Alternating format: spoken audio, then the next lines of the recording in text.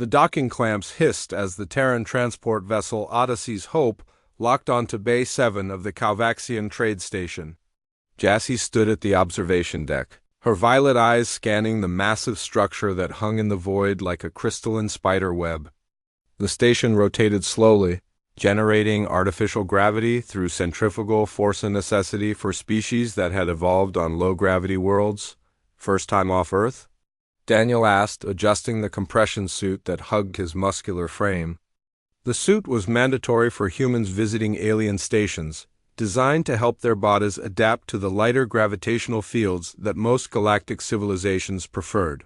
Jassy nodded, her dark hair floating slightly in the reduced gravity of the transport bay. First time meeting them, too. Are you nervous? Daniel grinned, though his jaw was set tight. Terrified.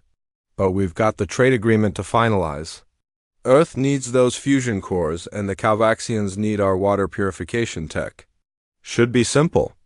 What neither of them knew was that their arrival had already become a source of entertainment among the station's inhabitants. In the grand atrium of the trade station, Administrator Krevixa, towering Calvaxian, with chitinous plating and 6 multi-jointed limbs, addressed the gathered crowd. His mandibles clicked with amusement as he gestured toward the docking schedule displayed on holographic screens. The Terrans arrived today, he announced, his voice reverberating through translation implants. From Earth, a world with 9.8 meters per second squared of gravitational acceleration. He paused for effect. Primitives, clinging to a crushing death world, evolving in conditions that would pulverize most civilized species. Laughter rippled through the assembly. The Calvaxians had evolved on a world with barely 3 meters per second squared of gravity. To them, Earth's gravity was incomprehensible brutality.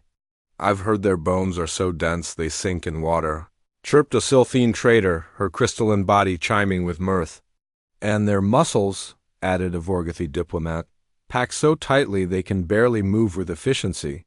How tragic, Krevix's eyes glittered. Let us welcome them with appropriate hospitality. The airlock opened with a pneumatic sigh. Jassy stepped onto the station's deck first, her compression suit regulating her body's response to the sudden shift from 1G to 0. 3G, she felt impossibly light, as if she might float away with the slightest motion. Behind her, Daniel emerged, ducking slightly through the doorway designed for smaller species. At 6 feet 2 inches, he was considered average for a human male. But here he towered over most of the assembled aliens. The welcoming committee waited in a semicircle. Krevix stepped forward, his multiple limbs moving with fluid grace in the low gravity. Welcome, Terrans, he said, his translator rendering the words in smooth English. We are honored to host representatives from your robust world. Jassy caught the subtle emphasis, the barely concealed condescension. She'd read the intelligence briefings.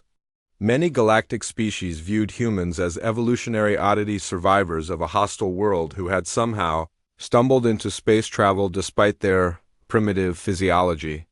We're honored to be here, Jassy replied diplomatically. Extending her hand in the human gesture of greeting, Krevix stared at her hand, then deliberately turned away. Please follow me to the negotiation chambers. Do try to walk carefully. We wouldn't want you to damage yourselves in our delicate environment. More laughter from the crowd. Jassy felt heat rise to her cheeks, but Daniel placed a steadying hand on her shoulder. Let it go, he murmured. We're here for the deal, not their approval. The walk through the station was humiliating. Aliens pressed against the transparent corridors to watch the humans lumber past. In 03G, every step threatened to send them bouncing into the ceiling. Their compression suits helped, but they still moved with the awkwardness of newborns learning to walk. Look at them struggle, someone shouted. Deathworlders, they call themselves, another voice mocked. More like Deathworlder wannabes? Jassy's fists clenched. Daniel's jaw worked silently. They reached the negotiation chamber, a vast circular room with a transparent floor overlooking the swirling nebula beyond. A conference table carved from some exotic alien crystal dominated the center. Krevix gestured to seats clearly designed for smaller beings. Please sit. though I understand your dense bone structure may find our furniture inadequate. As they awkwardly settled into the two small chairs, the negotiations began. For 3 hours they discussed terms, specifications, delivery schedules. The Calvaxians were shrewd but fair. The deal was good for both sides, but the mockery never ceased. "Tell me," Krevix said during a break, "is it true that Terran children often break their limbs simply by falling? How your species survived natural selection is beyond comprehension." Jassy opened her mouth to respond, but Daniel stood abruptly. The chair scraped against the deck with a harsh squeal.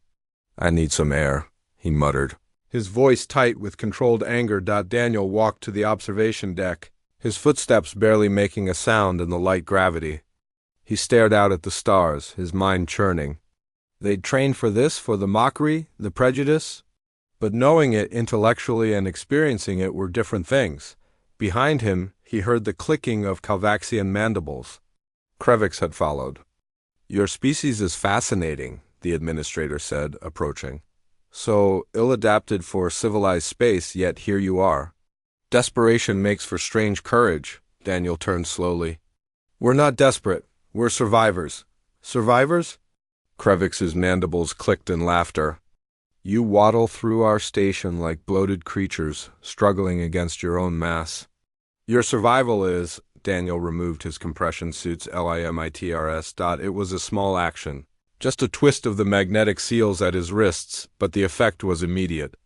Without the suit's assistance, his body relaxed into its natural state, the state shaped by billions of years of evolution under crushing gravitational force. He took a single step forward. The deck cracked, the alloy plating designed to withstand the light tread of low-gravity species buckled under Daniel's full weight. A spiderweb fracture spread from his boot, and the deck groaned as structural supports strained against a force they'd never been engineered to handle. Krevix stumbled backward, his limbs scrambling for purchase. Around them, alarms began to wail as the station's AI detected structural damage. Daniel took another step. Another crack echoed through the observation deck. "We evolved on a world that tried to crush us with every breath," Daniel said quietly, his voice cutting through the alarms. "Our bones are dense because they need to support our weight against 9.8 meters per second squared, every second of every day, from birth until death. Our muscles are packed tight because they have to move that weight against that gravity. Our hearts pump harder. Our lungs work more efficiently. Everything about us is built to survive what would kill you in minutes." He stood directly in front of Krevix now, towering over the administrator. The Calvaxian's chitinous plating had gone pale. "You call us Deathworlders like it's an insult," Daniel continued. "But you're right. We come from a world that wants us dead. And we not only survived, we thrived. We built civilizations, art, science, and technology while fighting against our planet's attempt to drag us into its core with every movement." The deck groaned again. Emergency bulkheads began to descend. "So when you mock our inadequate physiology, remember this: we're not struggling in your low gravity. We're being careful not to break your station by walking through it." Daniel reactivated his compression suit's limiters. The pressure equalized, and the deck stopped groaning. He turned and walked away, his steps now carefully controlled, leaving Krevix standing frozen amidst the splintered deck plating. By the time Daniel returned to the negotiation chamber, the incident had spread throughout the station. Jassy met him at the door, her eyes wide. "What did you do?" "Made a point," Daniel said simply. Krevix appeared moments later, his demeanor completely changed. The mockery was gone, replaced by something that looked almost like fear or respect. "The negotiations?" Krevix stammered. "Shall we continue?" The deal was finalized within the hour. The Calvaxians agreed to every term without pushback. As Jassy and Daniel prepared to depart, Administrator Krevix approached one final time. "I apologize," he said, his voice lacking its earlier condescension. "We did not understand. Your people are not struggling to survive in space. You're holding yourselves back so you don't accidentally destroy it." Daniel nodded once. "We're all survivors, Administrator. We just survive differently. Remember that next time you meet a human." As the Odyssey's Hope disengaged from the station, Jassy looked at Daniel with newfound appreciation. That was either the bravest or stupidest thing I've ever seen. Daniel smiled. Sometimes they're the same thing. Besides, someone needed to show them that Earth didn't make us weak. It made us weapons who learned restraint. Through the viewport, the Calvaxian station grew smaller, its deck plating scarred with the footprints of a human who'd forgotten just for a moment to hold back. And across the galaxy the message spread: the humans were not to be underestimated. Not because they were strong, but because they had always been strong, they'd just been kind enough to hide it.